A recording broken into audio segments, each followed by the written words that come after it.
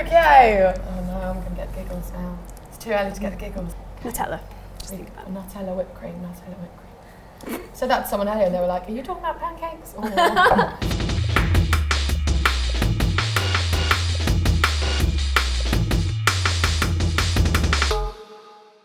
Hello guys, welcome to That's the Tea. I'm Nicole and I'm here with three very special guests. You're like, are we that special then? Yeah, I was thinking, yes, really? you are. General Manager of Lewes FC, Maggie Murphy, with the best name ever. Also great hair. Thank you. Great hair. Amazing hair. I'm competing though with Sam on it. I know, yeah, I was thinking that, a little hair off. Sports journalist, Eleanor and sports broadcaster, Samantha Miller. You both have fabulous hair as well. Thank you. Really well, let's go with the straight. How are we? The wind definitely swept my hair on the way here. I know, it's like quite horrific outside. Were you at some sassy event this weekend? I saw you in a lovely dress, speaking to Steph Horton. Thanks, it was quite sassy, yeah. It was the Football Writers Awards, the North East, and Steph Horton was the first female to win Personality of the Year. Alan Shearer won it last year, and Steph, the England captain this year. So, yeah, really nice event, a bit classy, and enjoyed it. Wearing a cute dress. Yeah, you know, got to whip the dress out occasionally. Nice to get dressed up. Did you do keepy uppies? I feel like last time you went to like a sassy event, I you got know. videoed. I made it my thing. Every event in Hills got to find a ball, and there was actually no football in sight.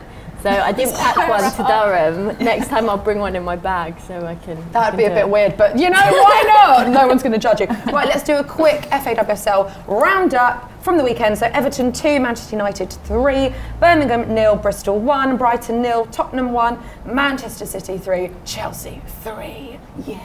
That was the big one. West Ham 4, Liverpool 2. So a lot of goals. Big result for Bristol as well. Very important result. They are now not right at the bottom. We've still got quite a few games left, obviously, but is it not looking? It's not looking good for Liverpool, is it? Gutting. Just gutting. Are you okay, hun? I'm not. Do you want to really talk? This is a safe space. But I still think, even though, I mean, Liverpool have been poor, really poor, but even that, I still think it's going to go down to like the last day of the season. I think it's so close. Like, obviously that was a massive result for Bristol, but I don't think it's done yet. And you're living in hope. There's still faith that we're not going to go down. Is there though? I still think it's so close. And the same with the top of the table. I just see it. I've got this dream. It's all going to go down to the last day of the season. It's going to be chaos. But that's what I've got in my head. I went to a couple of Liverpool games recently, and I saw a massive improvement. I went to the Arsenal game at Liverpool where Arsenal just beat Liverpool, and I thought, this Liverpool side are looking like they've come on leaps and bounds, and then the West Ham results sort of not quite how they had been performing, but against Arsenal and against Chelsea they put on some good performances, and adding Rachel Furness has made a big difference, so we'll see. It's not over yet, we'll wait. But you need to get those points. You do. Yeah, it's quite exciting for us in the Championship, looking up, just thinking, okay, what's going to happen towards the end of the season, like, who might drop down. So yeah, you're right, I think Liverpool's been, pulled their socks up a little bit in the last few months, and so I don't think they'll end up on the bottom. I can see. No. I don't think so. I think it comes down to grit and determination then, doesn't it? It's who's got there. Going down? Birmingham? I want to say, as a red, I want to say Birmingham, just because I'm like, don't let it be Liverpool. But I would have said, before the weekend, I probably would have said Bristol. But now they've got the, is that going to like start momentum, and then they're going to get more wins? I can't call it. Yeah, but we can't. I'm just trying to put you guys under pressure at the start of the show. Let's talk about the top of the table, because it hasn't changed after that City-Chelsea game. However, what a game! So many goals, end-to-end stuff. Absolutely amazing. Arsenal, and as an Arsenal fan, obviously, I'm quite happy, because you're looking at that and they only got a point each, obviously, from the draw. So you're like, yes, this isn't too far off. But, I mean, what a game that was, right? Crazy game. I was actually on my way to Durham, and I kept refreshing Twitter, and I was like, okay, goals gone in. Is that how you were keeping up to date? I love it. There's like so many things you can listen to, and like, I don't know, different apps and whatnot, and sport apps, and it's just like Twitter. Twitter always keeps Twitter's up to the date. one, because you know when it's really going off from Twitter. But that was everything you want in like a title clash game. Like penalty miss, 3 goals. It was incredible. It was so good. Both teams going up, then clawing it back, and it was. I've only been able to see the highlights because I was obviously had my own game on but it great advert. Obviously, the crowd definitely got their money's worth, didn't they, with all those goals? So looking good. All right, so who is going to win? I think Chelsea. Then? I was going to say Chelsea as Chelsea. well. I've been thinking Chelsea. Oh, but the thing is, it's because they're looking so good. Like you kind of feel like you have to. They seem like the obvious front runners now. Well, it's in their hands. I think if they win all their remaining games, then they've pretty much won it. So when you're another team relying on Chelsea to drop points, it makes it harder. And they're not dropping points. Yeah, it's going to take something like a complete hiccup just to throw them off. I think. Have they got a game in hand as well? Yeah, they do. Yeah. But then it comes down to how they can manage the stress, because you know that game in hand. You know when that game in hand is gone, suddenly the stress is put on, and I think it's going to come down to which players have the guts to keep going, keep performing. Look at Beth England. Like, how good is she at the moment? Incredible. One little slip up, she loses her nerve. I don't think she will. I don't think she will. She doesn't seem like that sort of player, does she? No, She I don't seems think so so. Very confident. headstrong. Yeah, I'm saying she's solid.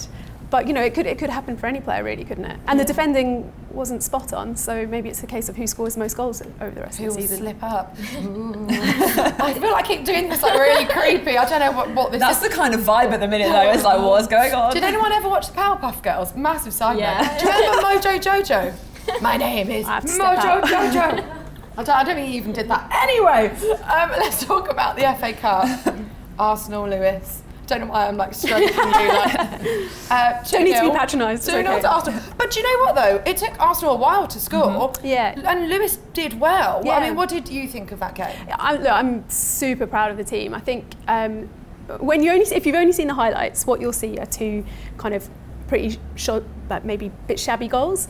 But the first goal came after we were attacking. So we probably only had about 4 or 5 attempts the whole game. And obviously for us in the Championship, if you get 4 attempts, then you've got to convert, and we didn't, so that's fine. But so the first goal came from our attack, and obviously they broke and they countered and they were efficient and effective, and that's what the WSL is. And then the second goal was a mistake from our goalkeeper. But that mistake is credit to the fact that our team had to concentrate 100% throughout the entire game, and they did that, and they put in some incredible performances. And I think that tactically we did what we wanted to do. We tried to silence them. Look, and we're not blind, deaf and stupid. We heard that it's going to be 8-0, 9-0, and that's happened in the WSL from Arsenal. So I'm super proud of the team, and they did an absolutely great job, and we had an incredible crowd that were noisy and boisterous, and I think that we did ourselves proud. How did the team feel after? How were they feeling? Yeah, I think they were feeling good. I think they know that they'd done what they could. They knew that it was always going to be tough. Yeah. They're also a little bit disappointed. Isn't that cool though? It's for Championship teams to walk off and be a bit disappointed that they didn't convert 1 or 2 of the chances and just push it a bit harder. But the timings of the goals, one in 54th, the second goal was in the 81st minute. I can't even remember. It was all a bit of a blur. To the limit. Completely. Yeah, and they didn't hide back. It's not like they put out a B team. So. When Miedemar comes on, you're like, oh gosh, they are. Right? It was good, and Caitlin Ford got her. They started her. She got her first goal, so she'll be pleased. But no, I'm pleased with how it went. We did ourselves proud. Yeah, exactly. There's a lot of talk within the men's game of the FA Cup, the magic of the FA Cup dying. Do you think it's the same in the women's game? Because it doesn't feel like it's the same. I don't think it is. I don't think it is at all. I think, you have obviously in the men's, you see, and I can vouch for this, a lot of people putting out B teams or younger teams. Oh my God, they do like a whole different effort. Well, look what Liverpool did, completely. Yeah. But you don't get that in the women's game, and everyone, there's almost a feeling that they take it a tiny bit more seriously than some of the big men's teams do. And even Lewes up against Arsenal, it wasn't just you were playing a WSL team, you were playing WSL giants. Yes. And you still put on. I just think there's no clear winner. I think everyone's kind of putting in a really, really good battle. They put out a great team. So I think it's still there. I think it's really exciting. Yeah, I mean, you look at the final last year and West Ham got into the final, and that was sort of the magic of the FA Cup. they had to beat Reading on a penalty shootout to even make it to the final, and I think that gives other teams a lot of hope, because there's certain teams you always expect to be in the final, and last year was a bit different, so why not? You guys, Lewes did a campaign around this though, about the unequal pay, the unequal money, in the FA Cup. Can you tell us a bit more about that? Yeah, sure. Well, maybe it comes back to this question about do the women take it more seriously, the men take it more seriously. Ultimately, the women are taking it super seriously, despite the fact they earn pennies. That game that we played against Arsenal walked away with £3,000, and the men's equivalent walked away with £360,000. So we're not talking about 50 grand versus 60 grand. One of the things that really annoys me a little bit is the fact that not only is the difference between the money so vast, also the money on the men's doubles. It jumps up by huge amounts, and on the women's side it kind of increases by maybe a bit 30% or something like that. So, going into the quarterfinals, the women, Arsenal were now set to win £4,000 instead of £3,000, but the men will win £720,000. I mean, the gap just grows and grows. A lot of people understood that there would probably be a prize gap, but when we actually put the numbers out there, people were quite surprised. And even if they don't think it should be equal, which we do, they do accept that the gap should be much smaller. And I think what frustrates me a little bit is that we get a lot of knockbacks. They'll find a million reasons as to why it shouldn't be equal, but no one's prepared to say, okay, well then maybe it'll be equal in 2030 or 2040, and then let's work back. Somebody else said, but the men's FA Cup would fail, or men's football would suffer dramatically if you halved the prize pot, so if you evened it up. But literally in 2018, the prize pot was half. They doubled it for the men in 2018. People don't understand that actually in 2018 they took a decision and they doubled the men's pot entirely, up to 30 plus million, and they kept the women's, they added about 50,000. So, you've got 300 million compared to 300,000 on the women's side. Do you think that's because it's maybe not taking as seriously now in men's football, so they try to make teams take it more seriously? Yeah, but then in the final, you've got so Manchester City men and women won the FA Cup last year, and Manchester City men in the final alone took away that 3.6 million, and the women took away 25,000. And you just think, does Man City men really need the 3.6 million? That's kind of... I can answer that for you. No. No. But imagine how revolutionary that would be for women's football, for the WSL. We talk about how women's football doesn't have the crowds, it doesn't have the broadcast. Well, if we invest in it, then we'll generate it. You can't make money from nothing, and I think sometimes we're holding women's football clubs and teams and the concept to a much higher standard. We're demanding that it's successful before we invest, and for me that's a bit of a crazy business plan. Right, let's talk about things going on off the pitch. Well, kind of, because I'll be on a pitch soon. She Believes Cup squad announcement. So Phil Neville has announced a pretty young squad. We've seen it all up in the press and the media. I think 8 players under the age of 23, a couple uncapped players as well. What have you made of this squad? I mean, it looks pretty good. It's quite exciting. Yeah, it is. I think whenever there's a young squad announced, I think that's really exciting. One I'm really excited for, I'm glad Chloe Kelly has been called up. I just think it's so deserved. I think she'll have a brilliant season. Proven herself. When I saw her name on there, I was like, yeah, well deserved. That was the one that stuck out for me. But I think youth is always really exciting, especially when we've got the Olympics and we've got the Euros coming up. Like I think they're all going to be wanting to prove themselves. Yeah.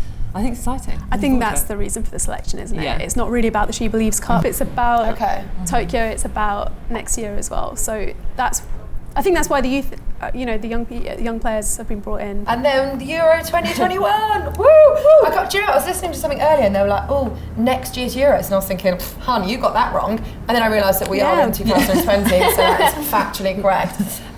They've announced the schedule.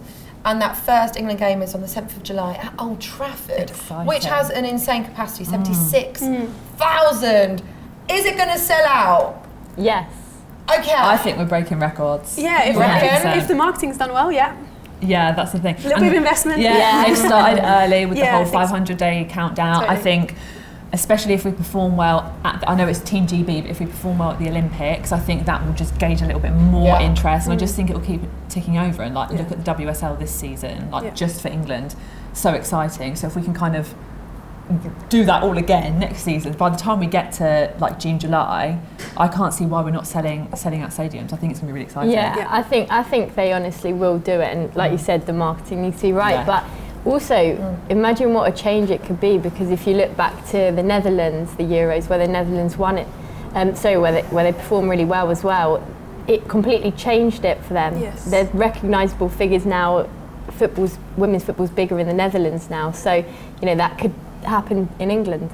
Do you think the nation will like full on get behind them? Because we saw quite a lot going on here during the World Cup, and then the fact that it's going to be in England, surely like everyone loves a tournament as well, right? Yeah, why not? And it's very like patriotic. It's like, yeah, come on England. I love it. I love getting behind England. Yeah, I'd also really like to see a lot of effort put into promoting the other games, because I think that the country's still a little bit new to women's football, so making sure that people understand that there are some great teams out there that are going to be competing, which might not necessarily be the same in the men's team. I think that we don't want to see just sellouts just for the home nations, but also for other teams as well. Do you think it's going to be a game changer for the women's game? Because I'd like to think that the World Cup was. I think that was. But do you think this is going to push it even further? I hope so, but I always think there's that pressure when you kind of put like the game changer, because last summer we saw everyone was like, this is the summer for women's football, and I don't think it was. No, I think it was a turning point. Grab it, that's tea. I do think it was a turning point, but I just think also like with the things like the offside rule pod with brands dropping off, I just think it was a turning point and then it dropped off. Yeah. And I just don't want that to happen again next year. So I think in terms of the marketing, I think there needs to be a different strategy. I think we just need to, instead of just pushing it all for that 1 month, what's the legacy going to be and stuff like that. I think it will be, but there's pressure. I think there's pressure for it to perform and be a game changer. How do you sustain it, I It's guess. that, Do you think England will win? I think they've got a good, especially with a young squad, I think they've got a good shot. I don't know if I can sit here and say, yes, 100% we're definitely going to win, but I think we've got a very good shot. Being at home as well, though, I know, I surely. think if everyone can get behind it, I think we've got a very, very good chance. I don't know, I don't want to be as controversial as, yes, we're going to win. I'm just not. I feel like you guys being controversial by not saying that we're going to win. I want more backing, Maggie. Sorry, I'm a Scotland fan.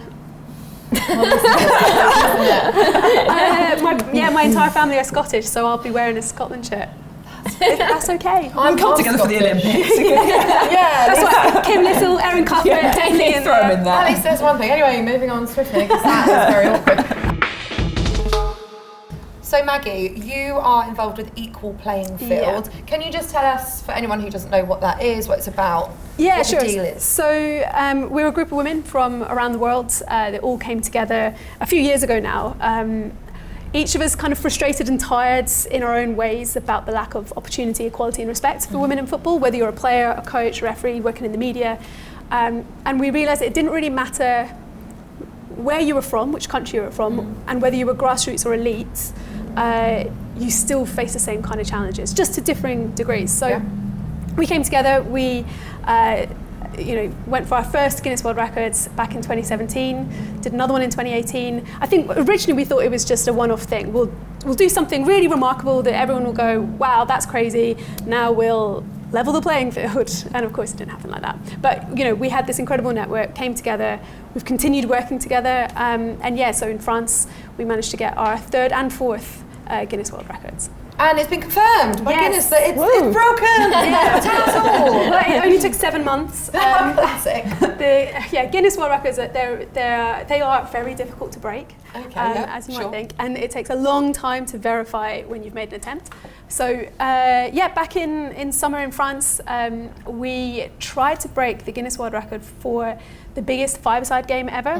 Not biggest in terms of hundreds of people playing at the same time. Longest. But it's the longest, but it's the number of people that took part. Okay. So the game lasted 69 hours.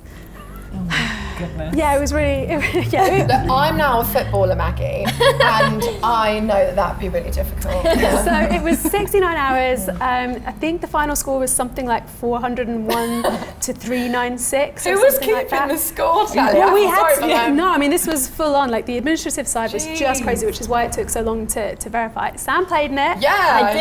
know. Can I just say, I didn't quite realise that, you know, as soon as you step off the pitch, you can't go back on. So I think I was just stepping off for, you know, like a minute, maybe to get a drink, and then yeah, so I stayed off. And then you were substituted off. Yeah. So you didn't come back So you on. can't- No, you I only can't. I have to go couldn't on- go back on. So you know, Guinness for watching. no. As in, like, I was just having a quick break, and then I was like, "Oh, can I come back on?" They said, "Oh no, you can't. Once you're off, you're off." Yeah, you're so I was done. like, "Okay, I'll collect my medal, please," and that was it. Off I pop. It was good fun though. Really enjoyed it. Yeah. Are there any other world records that you want to break? Well, we've already got a couple more. So Ooh. a couple of years ago, we set the Guinness World Record for the highest altitude football match, and that was at the top of Mount Kilimanjaro. Oh my God, that. Wow. So that was Where was I? Yeah, sorry. I wanna try that Where's my phone or email or Twitter tweet? So that was, yeah, no, that one started it all. So we took 6-7 days to hike to the top of a Oh my mountain. God. Yeah, And then you played football. and we played 90 minutes as well. Stop it. We had to have FIFA referees, all okay. female. Like everyone was. We had about 30 women from about 20 different countries. That's mad, isn't it? That's just so impressive, and I'm just sat here like, what have I done? What have I done with my life? What am I good at? That's amazing. Have you got anything actually coming up then? We've got a couple of ideas for later this year. I can't say too much about them just yet, but there might be something coming up. Can we participate? I'll let you know. That wasn't even a yes, that was just a... That is savage. I play football now, Maggie. All right. Okay. Well, you're in. To quite a low level. Hey, it's not about the level. It's all about participating. Okay, so a couple of the girls that are on the team are here and they're furious that I just said that. You guys are great, I'm just terrible. Yeah, that's all that matters. Right, that is it from us. Remember, you guys can get involved. Tweet us at Copper90, join the Facebook group Football is Football, and subscribe on YouTube at Copper90 Football. That is it, but we'll be back next week for a She Believes special. For now, that's the tea.